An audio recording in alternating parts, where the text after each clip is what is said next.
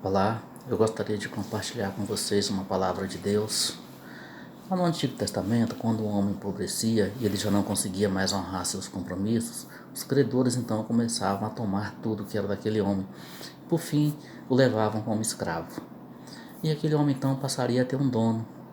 E ele então se tornava escravo e não tinha mais direitos, não tinha mais vontade, ele só fazia o que o seu dono mandava. E havia ainda uma possibilidade daquele homem reaver tudo que era seu e ser livre novamente. Ele precisaria de um resgatador. É que naquela época havia uma lei chamada Lei do Resgate, só que ela tinha algumas cláusulas. A primeira cláusula dizia que o resgatador ele precisava ser parente próximo daquele escravo. Portanto, se aquele homem não tivesse família, não tivesse nenhum parente, ele já estava condenado então a ser escravo para o resto da vida. A segunda cláusula dizia que o resgatador ele tinha que ter condições de pagar o preço por aquele escravo, ele tinha que ter dinheiro. E a terceira cláusula dizia então que uma vez cumprida, as duas primeiras, tudo que era daquele homem voltaria para ele e ele seria livre novamente. Bom, o que isso tem a ver conosco? Tem tudo a ver. O Salmo 115, no versículo 16, diz assim: Os céus são os céus do Senhor, mas a terra deu a ele, aos filhos dos homens. Então Deus formou o homem para se relacionar, para ter comunhão com esse homem, e Deus então deu para ele a terra e o colocou aqui para representá-lo, exercendo governo e domínio sobre essa terra. Só que com o pecado, tudo que Deus havia dado para o homem entregou nas mãos do diabo, inclusive a si mesmo como escravo. E o diabo então passou a governar essa terra, não é? Esse mundo, não o planeta, mas esse sistema que rege esse mundo. O diabo então passou a ser aí o senhor, entendeu? E passou a ser dono desse homem, que o homem se tornou escravo dele. É por isso que você vai ver na Bíblia o próprio Jesus dizendo em um dos evangelhos: vem aí o príncipe deste século, não é o príncipe deste mundo, mas ele não tem parte nenhuma em mim. Em outro texto você vai ver lá escrito: o mundo jaz no maligno, compreende? E lá em Mateus, no capítulo 4, quando Jesus está ali no deserto sendo tentado pelo diabo, em um momento o diabo leva ele a um monte muito alto e mostra a Jesus todos os reinos da terra e a sua glória. E ele diz assim, se tão somente prostrares e me adorares, tudo isso eu te dou. Interessante que Jesus não recrimina, Jesus não fala assim, mentira, isso não é seu. Não, por quê? Porque realmente o homem então entregou nas mãos do diabo, entende? É por isso que esse mundo assim é tão degenerado.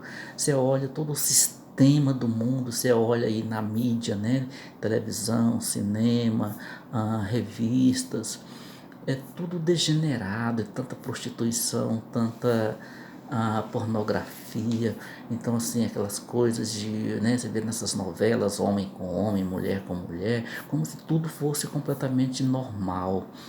Por quê? Porque o mundo jaz no maligno, é o diabo que rege, que inspira, tudo isso.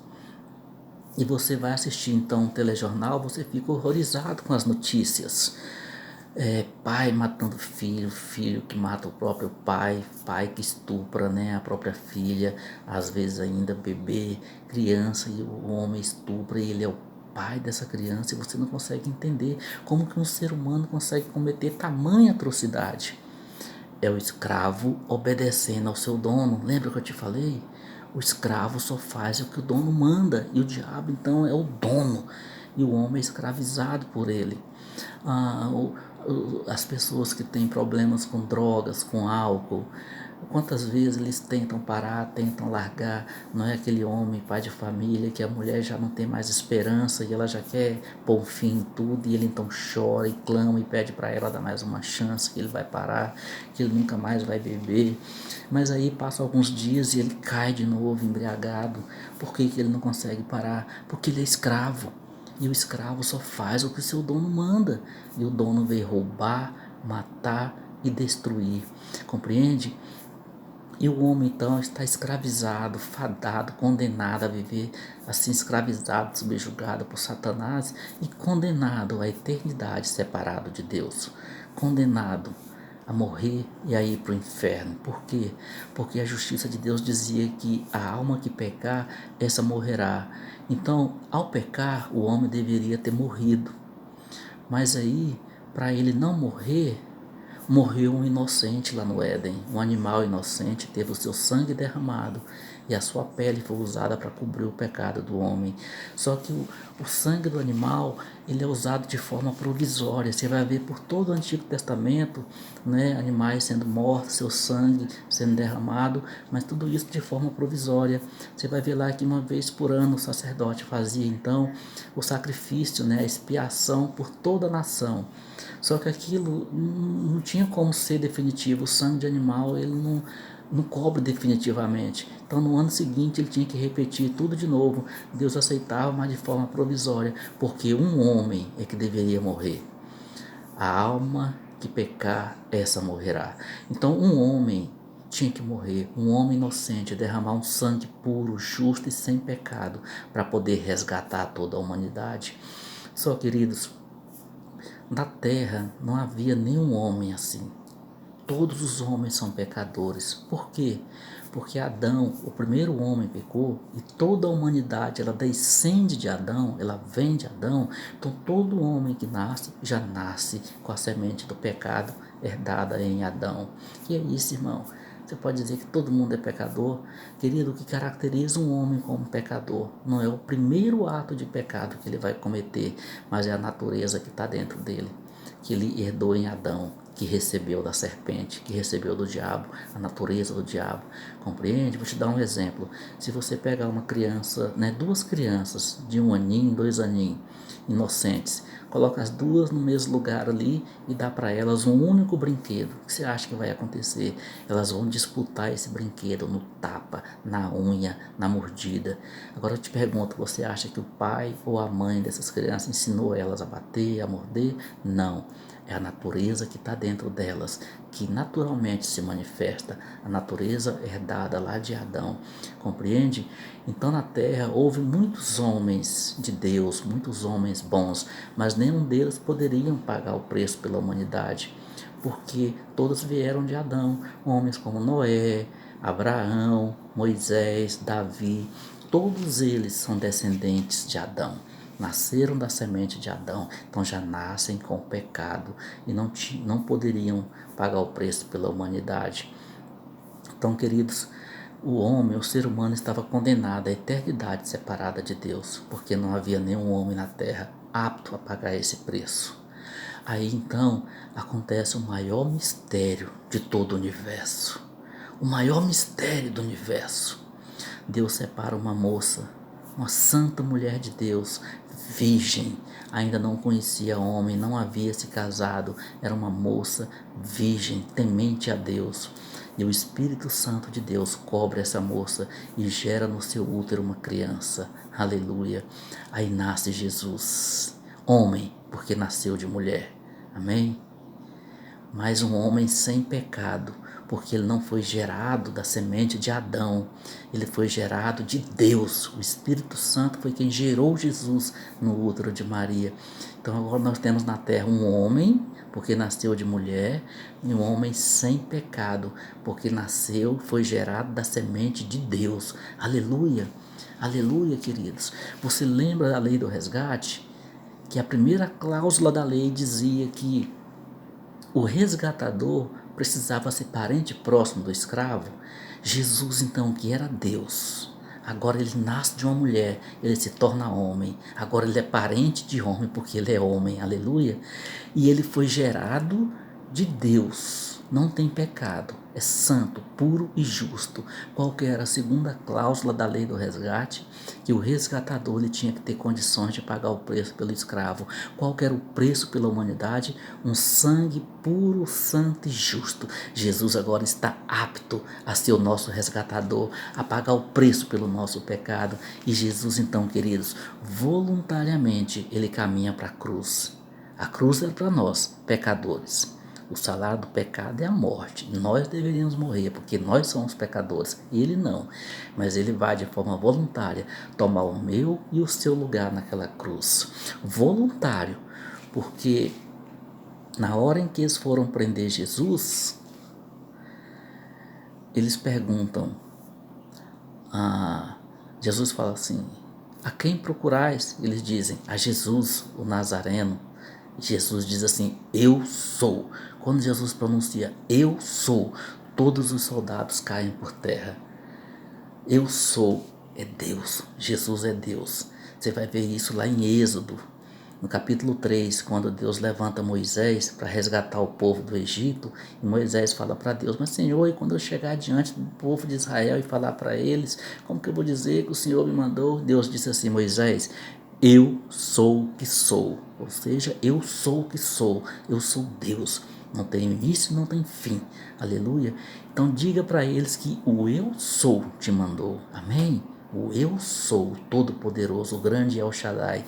E quando Jesus falou, eu sou, todos os soldados caíram por terra. Ele é Deus, amados. Jesus é Deus. Mas de forma voluntária, como homem, ele foi pagar o preço pelo nosso pecado. Em um momento que ele está sendo preso, Pedro saca da espada e arranca a orelha de um soldado. Jesus pega aquela orelha, coloca de volta no lugar e fala para Pedro, Pedro, se eu tivesse precisando de ajuda, eu pediria agora ao meu Pai, e ele mandaria mais de 12 legiões de anjos. Queridos, uma legião são 6.000 anjos. 12 legiões seriam 72.000 anjos. Ele disse mais de 12 legiões, então seriam mais de 72.000 anjos para vir socorrer o Senhor. Aleluia! Então, amados, ele não precisava ser ajudado, ele não estava sendo preso, ele estava se deixando ser preso, porque ele estava indo pagar o preço pelo nosso resgate na cruz. Aleluia! E então a justiça de Deus dizia que o homem pecador deveria morrer e ir para o inferno, porque esse é o destino do diabo, né? Ir lá para o lago de fogo. E aí Jesus vai para a cruz, morre a nossa morte naquela cruz, a minha e a sua morte, e desce para o inferno para cumprir a justiça.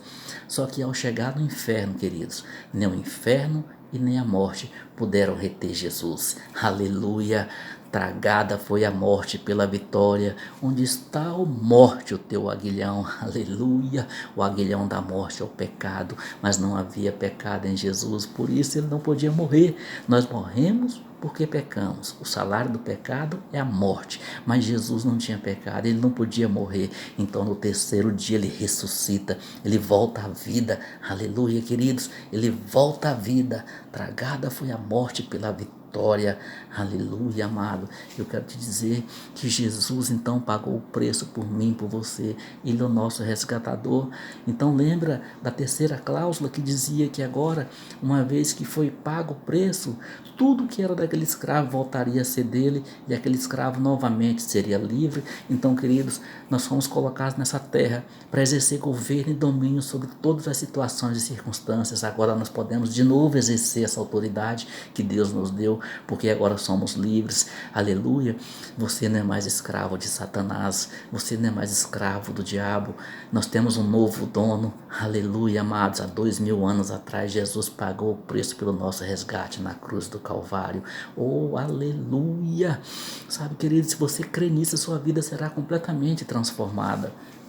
A igreja é o lugar onde mais tem ex-prostituta, ex-ladrão, ex-traficante, ex-alcoólatra, ex-assassino, sabe? É o lugar onde mais tem ex. Por quê? Porque essas pessoas que eram escravizadas pelo diabo, no dia que elas descobriram que elas tinham um novo Senhor, que Jesus as comprou na cruz do Calvário, pagou o resgate, e agora elas têm um novo dono, elas creram nisso e nunca mais se deixaram escravizar, e agora vivem em novidade de vida, porque, amados, o antigo dono, ele veio roubar, matar e destruir, mas o novo dono, ele veio trazer vida e vida em abundância. Aleluia! Então não precisa mais ser escravo de álcool, não precisa mais ser escravo de drogas, de remédio controlado, de prostituição. Não precisa, querido, você agora é livre, o diabo não terá mais poder sobre a sua vida. É só você crer, sabe, amados? É só você crer. Quando você via essas pessoas, você ficava indignado. Você falava assim: ah, mas o fulano, eu conheci ele, vivia no boteco bebendo. Eu já bebi junto com ele, nós já aprontamos todas. Agora o cara põe uma Bíblia embaixo do braço e vem pagar de santo para mim. A mim não engana não. É isso, queridos. Eles não são mais escravos. Agora tem um novo Senhor. Essa é a glória. Aleluia. E se você crer, a sua vida também poderá ser transformada. 2 Coríntios capítulo 5, versículo 17. Aquele que está em Cristo é nova criatura. As coisas velhas já passaram, eis que tudo se fez novo. A partir de agora em Cristo é uma nova vida. Aleluia. Se você crer nessa palavra, você nunca mais será o mesmo, em nome de Jesus. Amém?